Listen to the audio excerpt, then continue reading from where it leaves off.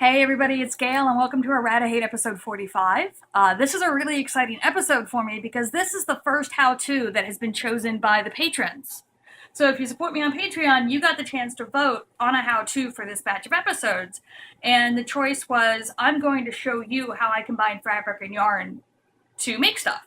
I did a video similar to this back in episode 3, but that was the first time I did any tutorial, and I'm hoping this one will be clearer and also come out with something I'm going to wear a little more often. So to do this, what you're going to need is a piece of fabric, your measurements if you don't have a mannequin, your mannequin set to your measurements if you have a mannequin. You're going to need yarn. I'm using Lion Brand Shawl in a Ball because I thought it was a really pretty colorway, and then I noticed that it's got some stuff in common in terms of color with this plaid. So I'm excited to get to use that and see how it turns out. You are also going to need pinking shears, which you use to cut the fabric. And the difference between pinking shears and a regular pair of scissors is that pinking shears cut at an angle so that the fabric doesn't unravel. You can get these at any craft store. I don't remember what they cost me, but they've been invaluable. You will, of course, need your crochet hook. I've got my trusty H here. Now, the shawl in a ball says to work it on a J, but that is to get the shawl drape that yarn is generally used for. So I'm using an H, and I'm going to put it in my hair and forget it's there. And then you will need a needle and thread, because I'm going to make you some. But don't worry, you don't have to be great at it. I'm not great at it. So that's all your supplies. One of the things I want to walk you through real quick is how I did this, how I got this piece of fabric onto the mannequin. It was a larger piece, and then I just kind of cut where I needed. So I decided to go for sort of a longer top, because winter's coming up, and I hate when the fall and winter weather gets up into my top. So a longer top to make sure I'm nice and covered. And for my armholes, I kept it real simple. I just cut along the curve of the shoulder here and then went across. I haven't totally decided what the sleeves are going to look like yet, but there's 100 ways to make this a little bit smaller if I don't want giant boat sleeves. And then the last thing I did was when I was pinning this, even with giving it a little room in the sides to move, I wasn't getting quite the drape I wanted. So I've cut this vent up the back, and what I will be doing is making a small triangle out of some of that yarn and putting it in as an inset. And I think that'll look really nice on the back where it looks like, you know, a regular top, but then you'll sort of have the hint that, you know, the whole front here is going to be crocheted. So that's up, it's pinned. My next step will be to take my yarn and start working using my mannequin as a guide to build the front of this. And so what I'm going to actually do first is just do this part up on the shoulder on both sides so I have a neckline to work from. So I'm going to go make a couple of rectangles that will fit to that. And I'll come back after that, and that will be the first thing we sew on. So I'll see you guys in a... Hey everybody, we're back, and I have the 2 shoulder pieces done. So the way that I did this is that I worked 30 to get over the curve of the shoulder where I wanted this, because this is also telling me where my neckline is, and I want a nice high neck on it. And so I worked 30, and then I just worked it until it was as wide as the shoulder piece itself. In this case, it was 20 rows. And now what I've done is I've pinned it. If you look in here, you can see the heads of my pins. I've pinned it to the mannequin so I know, well, not to the mannequin itself, but to the fabric, so that I know where I want it to go. And luckily, I've got these stripes on the back that I can line up with, so I can have a pretty good even stripe going. And then I've also pinned it at the front just to keep it in place while I'm working. But what I'm going to do now, I have a needle and thread here, and I'm going to take out these pins at the front. Oop. One there, and one here. And then coming over here, I'm going to flip this back so that I can see the back of the fabric, and I'm going to start sewing the fabric to the yarn just by doing stitches from one side to the other. Now, I do hand sew everything. I've never been great with a machine, but I kind of just learned to hand sew along the way, so I'm not doing this with any sort of great grace or anything. You know, if you haven't done any hand sewing, I highly recommend checking out YouTube tutorials from people who are not me, because they will probably have better technique than I do. But I'm not going to make you watch me work this whole thing. So those are the first few stitches in there. I'm going to flip this back up, and I'm going to take the first pin out, because that spot is now in place. Just stick that there. And as you can see, it's holding there nicely. And it will tighten up as I keep working. This side I actually already have done. So I've got it all seamed on here, as you can see. And then I've got it pinned back on the front of the shoulder, because the next thing I'm going to do is work this big front piece I need. And I want to do it all in one piece. So what I've done is I have a chain and a little bit of row on here. So I made a chain that goes from the edge of the shoulder bit down to the bottom of the fabric. And when I pull this flat, it actually does line up. It's just hard to tell right now. And so I'm going to work this all the way across to here, and then come back and sew the big front piece to these smaller shoulder pieces. So I'll get back to you when I'm there. Hey everybody, I have finished the front torso piece that I was working on when I last saw you. Like I said, I worked it down and then over. Really love how the shawl and a ball color pooled like this. Just beautiful striping. And I wasn't working off any pattern, so well done, Lion Brand. So what I did once I finished it was, this is the piece of fabric we've been working with. This is the side you've been seeing. I flipped it inside out so that I could pin and sew the side seams. As you can see, they're pinned right here. And then also so I could pin and sew the shoulder piece and be working on the side where I need to see how my stitches are looking, just to make sure I don't miss anything. So what I'm going to show you right now is how we're going to stitch everything in place. So I'm going to come up here to the shoulder first, take my pins out. This is the downside to fuzzy yarn. The pin heads don't always show up. And then I'm going to come up from under on the torso, come through this first stitch, and leave a pretty good tail. You know, enough of a tail that I can weave it in. Come down through the next stitch, and these don't have to be exactly right. You don't have to be dead on in your stitches. It's really a matter of having a nice clean line when you're done. And so I'm going to pull that in here. I'm going to hold this so it doesn't go anywhere, and then I'm going to pull down a little bit. And then back through whatever feels like the next stitch. Up again. And then we're going to, let's see, there we go. Go down again. So you're going to work back and forth like that, going up and then down. All the way across to here.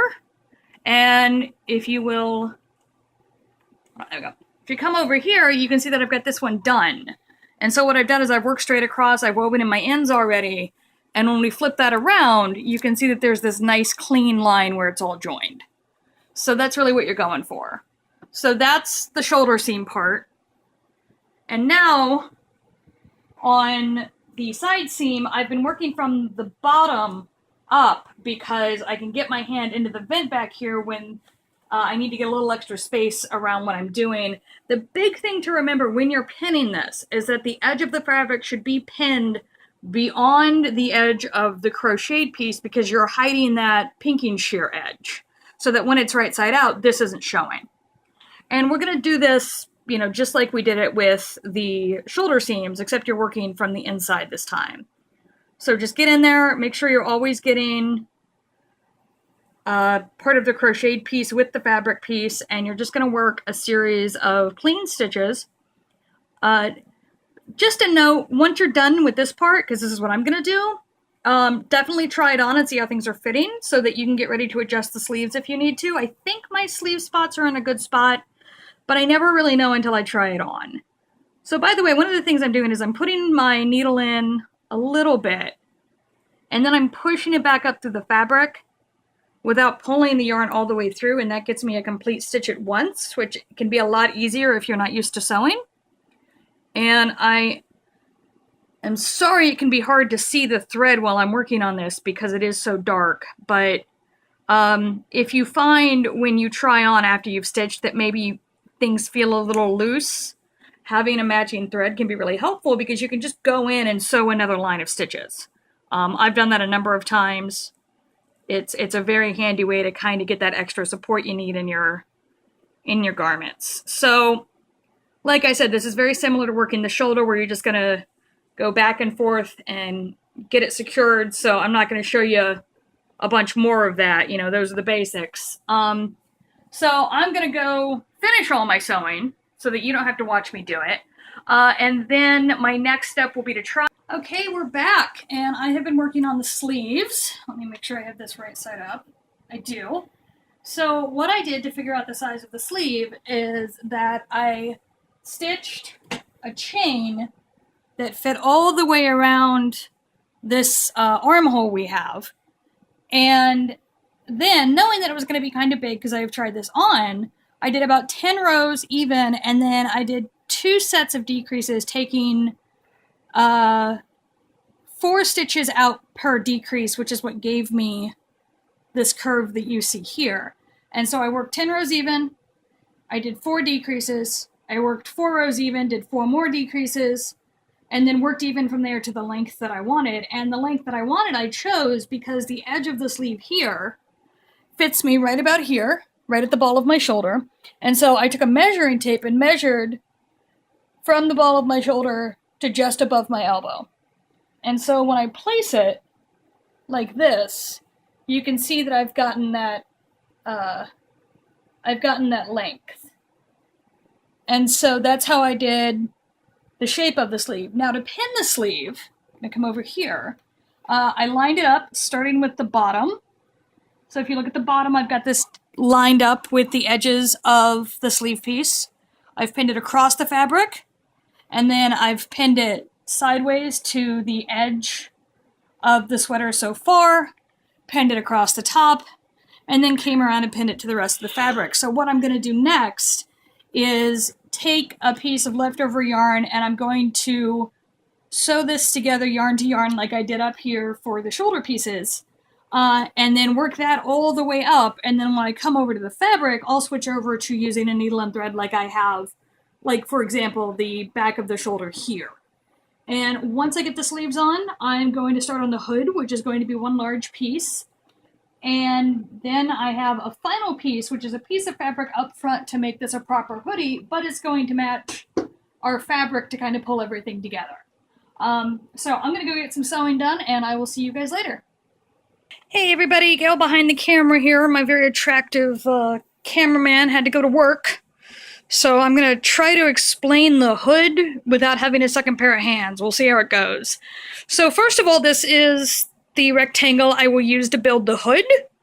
And this width at the bottom here was decided by just doing a chain that went all the way around the shoulder pieces and the back piece of the sweater as it already is.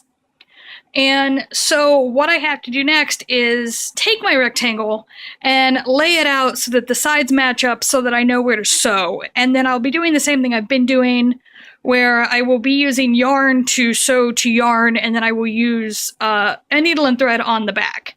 So first things first, the big thing to remember when you're working on something like this is which part is supposed to match up. So I'm flipping this so that this bottom edge here, which has this white stripe, is getting put against the yarn where I need to attach it. And then I'm going to bring this around here and do the same thing with the rest of this. So this bottom edge is going to be the bottom of the hood, and I just lost half the damn thing.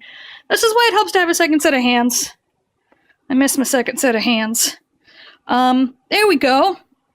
And like, that's a good place to be. So what I'm going to do is take this and make sure that this bottom what was the bottom edge and is now the base edge is properly pinned and sewn in place. And then once I do that, what I'm going to do is come to the back, and I'm going to turn this right side out again because that's how I prefer to do my seams. And then I'm just going to fold the top of the rectangle in half and sew up the center to make the hood. I don't get fancy with my hoods. My spatial awareness issues make them a little bit difficult, even though I've made probably 10 of them at this point. But I'm going to do that. And then I realized as I was planning the next stage of this that I completely forgot that I have this vent in the back so that this top will fall in sort of a looser fit for me. So I'm going to need to make a triangle to fit there, which I will probably do off camera. It's not terribly interesting. And then after that, we will get the pocket put on this thing. But I mean, we're really getting close on this. I'm very happy with it. So I'm going to go get this sewn on and get the hood seamed and move on to the next step. Okay, I've gotten the rectangle that will become the hood attached. You'll notice I'm currently working right side. I've got the right side of the fabric showing. And in order to do this hood, like I said, what I need to do is get the two ends to meet. And then I'm going to start from back and take my needle and yarn and just sew through the top two loops on both sides until I come to the end, and that will give me the hood that I need. So very excited. Yay! And then I'm going to do the triangle right after that, and then I'll show you all of that before we do the pocket on the front. We have a hood! I'm very pleased. Just go straight up. The very back of it actually points up a little bit. It got a little elfin on me, but that's fine. It totally works with sort of the whole look of the sweater. So the hood is on. The back vent piece is pinned. I haven't started sewing it yet, but it's going to look the same one way or another. So there it is. The other thing I want to show you is that this is the piece of cloth that I will be turning into that front pocket for the hoodie. And it's pinned right now because what I'm going to do, just to make sure it's got a good strong hold, is I'm going to backstitch it, and then I'm going to attach it onto the front of the sweater with pins, and then sew it again. So backstitching is a type of stitch that is really great for any part of a garment that is going to take tension, and as someone who jams my hands in my pockets pretty tightly, I'm going to need that. As with other sewing techniques, I'm going to recommend you find someone on YouTube that actually sews on a regular basis to see what backstitching is, because like, I know I can do it, but they might have some tips on how to do it better. So, gonna get to work on that, and the next time you see me, all of this should be finished. Very excited. See you guys in a bit. And we're finished! Got the pocket on. You'll notice it's a little bit crooked. That's all me, but I'm okay with it. Nice big pocket. And then the back, I got the panel put on. It's sewn into place. It's super comfortable. It's nice and warm. It is an excellent little piece of work. I'm very proud of it. I hope that it has inspired you to work a little more with fabric.